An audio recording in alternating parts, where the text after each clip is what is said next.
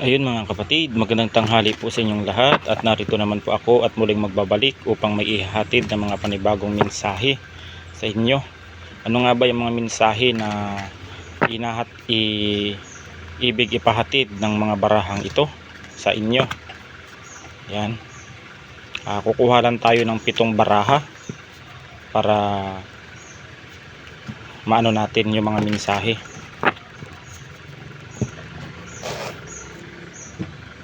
Tayo ng 3.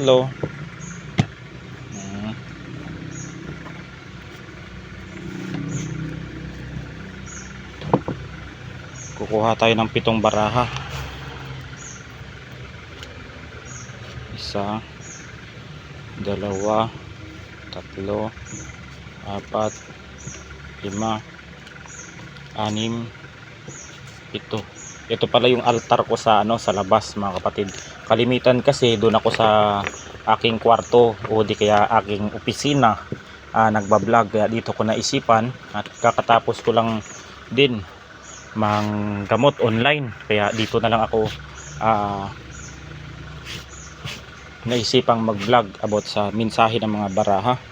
Ayan. Unang-una mga kapatid ay itong barahang ito. Itong mask. Ayan. Not showing true feeling, hide personality, pretend, delude at gaslighting. Ayan, mag-iwas po. Umiwas po kayo sa mga taong nasa paligid ninyo, dahil may mga tao diyan na akala mo totoo sa inyo o di kaya loyal, yung pala ay ginagamitan kayo ng gaslighting, pambabaliktad, o di kaya hindi maganda ang pagtrato sa inyo. Mag-ingat kayo sa inyong nakapalibot, sa inyong pinagkakatiwalaan. Ayan, dahil ang mga taong iyan ay hindi ninyo alam kung ano ang totoong ugali ng mga yan. Yan. Kung ano yung mga totoong nararamdaman mo, kung alam mo sa mga taong ito na hindi ka komportable, ay iwasan ninyo mga kapatid, dahil hindi ninyo namamalayan, unti-unti na pala kayong manimanipula o di kaya ginagawa na kayo ng hindi maganda. Yan, kaya mag-ingat kayo sa damas, dahil hindi lahat ng tao ay totoo sa ating harapan. Ayan, iba na ang tao ngayon mga kapatid. Kailangan magaling kang kumilatis, kumilala kung ano yung ugali at personality ng taong iyan. Ayan. Ito lang yung umiwas kayo sa mga taong hindi maganda ang intention sa inyo, inyong mensahe ng barahang ito, itong mask. Ayan. Itong separation, sadness, missing you, thinking about you, yearning, unsure to future. Meron ditong sa mensahe ng separation ito, meron ditong mga magpartner na parang nagkahiwalayan o di kaya hindi nagkaunawaan, kaya humantong sa paghihiwalay dito, na nakakaramdam ng kalungkutan. Minsan nami-miss nila yung isa't isa, pero may isa kasi sa kanila, sa mga magpartner na ito, na pinapairal ang kanilang pride dito. Kahit nami-miss na nila yung isa't isa sa kanila, pinapairal pa rin yung pride, kaya nakakaramdam yung isa sa magpartner na ito ng kalungkutan. Ayan. Meron din dito na hindi nagkaunawaan, may nagkakagulong pamilya. Yan, may isa dito na nagloko, kaya nagkaroon ng separation dito. Kaya may tao dito na nakakaramdam ng kalungkutan at nami-miss nila ang isa't isa, tulad ng kanilang bonding o di kaya ang kanilang mga kinagawian dati nung sila pa. Yan yung mensahe. Ayan, clock, need time, takes time,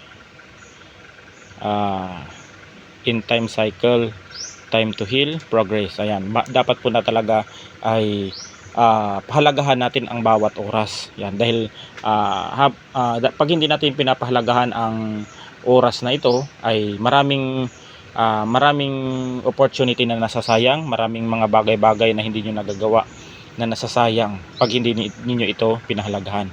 At mahalin din ninyo ang inyong yung trabaho, at bigyan din niyo ng oras, parang balansehin din ninyo ang inyong trabaho Bigyan din niyo ng oras ang inyong pamilya, bigyan din niyo ang oras ang inyong mga kaibigan, yung inyong mga mahal sa buhay. Yan dapat ang inyong ano diyan, ang inyong pagsasagawa ng pagbabalanse ng oras ay dapat hati-hati mga kapatid. Yan, dapat balance lang ang pag ano ng oras, paglalaanan. Engagement ring, meron dito na may magpo-propose, meron ditong ikakasal, meron din ditong nagpaplano pa lang sila na magpapakasal ngayong taon, ngayong buwan o next month. Kasi may naano ako dito na desidido na talaga sila na bumuo ng kanilang pamilya, itong mga taong makaka-resonate nito. Yan, kailangan gusto na nilang magpakasal. Ang kasal po ay napakasagrado po yan sa ating simbahan, lalo na kung tayo ay Katoliko. Yan. The golden mirror, self-absorbed narcissist, one-side relationship, love bombing. Ayan, mag-ingat po kayo sa mga ganitong ugali ng partner, yung love bombing na ito, dahil pag ito po ay kayo ay nabiktima ng love bombing mga kapatid, ay nakakapagsisi po sa huli, kasi po iba-iba po ang ugali ng tao pag may mga ganito, yung love bombing tsaka narcissist. Sa sa psychology mga kapatid, hindi po magandang ugali nito, parang makasarili, parang gusto nilang pag hindi nagugusto yung pag hindi nila nasusunod yung gusto nila, ay nag-iiba ang ugali ng tao. Yan, tapos kung ano yung ibibigay sa iyo ng inyong partner, yan, kung ano yung mga ibinigay, kung ano yung mga purpose ng mga regalo, yan, darating ang araw kung kayo ay mag-aaway, isusumbat niya yan sa iyo mga kapatid. Parang isusumbat niya lahat ng mga tulong na ibinigay sa iyo, lahat ng mga ginawa niya mabuti sa iyo, isusumbat niya yan, ipapamukha niya sa mga tao na kung hindi dahil sa kanya, hindi ka naging ganyan. Ganun ang love bombing mga kapatid. Parang gusto niyang punan yung gusto niyang punan yung mga pangangailangan mo, na siya yung nagpo-provide. Bandang huli mga kapatid, kung kayo ay hindi nagkakaunawaan o kayo ay nag-aaway, isusumbat niya lahat sa iyo yung mga ginawa niyang pagtulong sa iyo. Yan yung love bombing narcissist. At saka yung narcissist naman, kung hindi nasusunod yung gusto niya, ay nag-iiba ang ugali. Kaya mag-ingat po kayo sa mga ganyang partner. Kaya habang maaga pa, ay piliin ninyo yung ukilatisin ninyo ang inyong mapapangasawa o magiging partner, dahil ang pag-aasawa po ay hindi po isang kanin na mainit na kung isusubo mo na mainit ay iluluwa mo. Yan, minsan ay ang pag-aasawa ay napakalaking responsibilidad yan. Kaya maraming ibang tao na nagsisisi sa pagpili ng kanilang partner, dahil inuna nila ang kanilang kapusukan. Yan, inuna nila. Kaya yung iba ay nagsisisi. Yan, kaya dapat gusto makipaghiwalay, nagsisisi dahil nga sa ugali o attitude ng isang tao, na kung paano ka tratuhin ng iyong partner. Yan, itong golden mirror. Kaya dapat pag ikaw ay mamili ng mapapangasawa mo, piliin mo yung irresponsibleng asawa, syempre. Yung marunong umintindi sa lahat, hindi yung gusto niya sa kanya na lang masunod. Wala nang give and take. Kung hindi nasusunod yung gusto niya, magwawala o di kaya magagalit. Pangit yung ganun mga kapatid. Wala nang respeto sa isang relasyon yun pag yun ang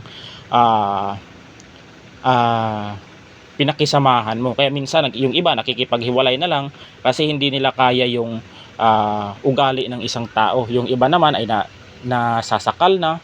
Yung iba naman hindi na-appreciate yung effort ng isang tao. Kaya gusto lang nila, sila lang yung sa kanila lang yung attention. Kaya minsan yung iba ay nakakapag-isip na makikipaghiwalay dahil nga sa ugali na pinapakita ng mga taong ito, na merong narcissist na ugali at saka pinapairal yung mga ugali nilang love bombing tuwing nagkakaroon sila ng relasyon. Yung mga ganitong tao, iniiwan ito ng mga karelasyon nila kasi hindi sila marunong mag-handle ng kanilang ng relasyon, kaya iniiwan sila. Yan, kaya kalimitan hindi natin masisisi yung ibang lalaki o ibang babae na naiiwan sila kasi rin dahil ang problema niyan sa kanilang mga relasyon o kanilang pinagsamahan kaya sila nagkakahiwalay. Ganon. Acts, ayan, break up, ayan, meron ditong nagkahiwalay o di kaya may nagloko dito, ayan, o separation, stop the pattern, silent treatment at abandonment. Ayan, may naghiwalay na sa acts na ito, may naghiwalay na mag-asawa, mag-partner o magka-live-in na nagkahiwalay gawa siguro ng hindi pagkakaunawaan na nauna yung selos o di kaya yung pamilya nila napabayaan, inuna yung mga kaibigan, inuna yung barkada, inuna yung mga parang nagbuhay binata, nagbuhay sila dalaga dito, parang hindi nila na-appreciate na mayroon silang pamilya, kaya nagkakaroon ng sumbatan dito yung magpa-partner, kaya nagkaroon ng hiwalay dito sa axe card na ito. Ayan, kasi yung iba kasi hindi pa matured ang pag-iisip ng mga taong ganun, kaya imbis na yung iba ay mag-focus sa kanilang pamilya o partner, doon nila ipinopokus ang kanilang sarili sa pagbabarkada. Parang gusto pa nilang sulitin yung kanilang ang kanilang pagkabinata o dalaga. Ayan. Photograph. Ayan. Ang photograph, mga kapatid, ay ito yung ang mensahe sa photograph nito: looking at your photos, missing you, nostalgia, make a new memories. Ayan, dapat ang inyong dito, dapat yung mga maalaala, yung mga magagandang alaala sa inyo ay yun yung ang gawin ninyong